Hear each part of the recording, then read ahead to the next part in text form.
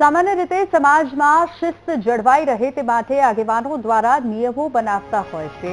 એટલે કે આગેવાનો જે છે તે નિયમો બનાવતા હોય છે। જો કે કેટલીક વખત સમાજની ભલાઈ માટે બનાવાયેલા નિયમોનો સમાજના બની બેઠેલા આગેવાનો ગેરઉપયોગ કરતા હોય છે। કચ્છના રાપર તાલુકામાં આવી જ એક ચોંકાવનારી ઘટના સામે આવી છે, જ્યાં વાગડ રાજપૂત ક્ષત્રિય સમાજના 9 જેટલા પરિવારોનો સમાજમાંથી બહિષ્કાર કરવામાં આવ્યો છે। સમાજના કેટલાક આગેવાનો દ્વારા બંધારણના નામે શોષણ થતું હોવાનો ભોગ બનનાર પરિવારોએ આરોપ લગાવ્યો છે। સમાજમાં આવું હતું, અમારી 12 ગામની સમાજ છે।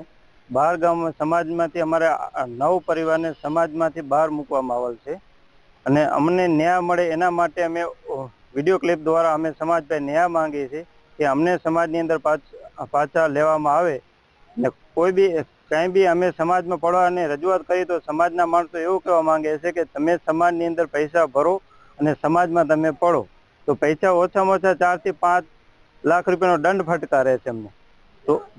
તો આવું સમાજની અંદર વર્તન કરે છે, ગેરવર્તન કરવામાં આવે।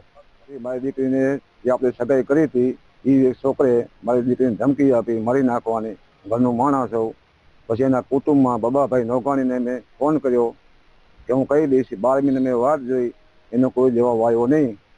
પછી મેં ખાકર કાપડું અમે નાખી સમાજે મને બોલાવ્યો, સમાજે મેં પરિચર્ચા કરી પણ સમાજે મારું કાંઈ ધ્યાન લીધું નહીં। મને સમાજવાળો કર્યો, સમાજને રજૂઆત કરી હતી પણ સમાજે કાંઈ લીધું નહીં, કાંઈ એ વ્યક્તિને બોલાવ્યા નહીં અને કદાને અરે સમાજ ધમકીથી મારી દીકરીને ઉપાડી જાય તો મારી નાખે તો શું કરવું? હું ધાયરિંગ કરું, બરોબર, આવું કે ના આવું મારે શું કરવું એમ મને ન્યાય મળે।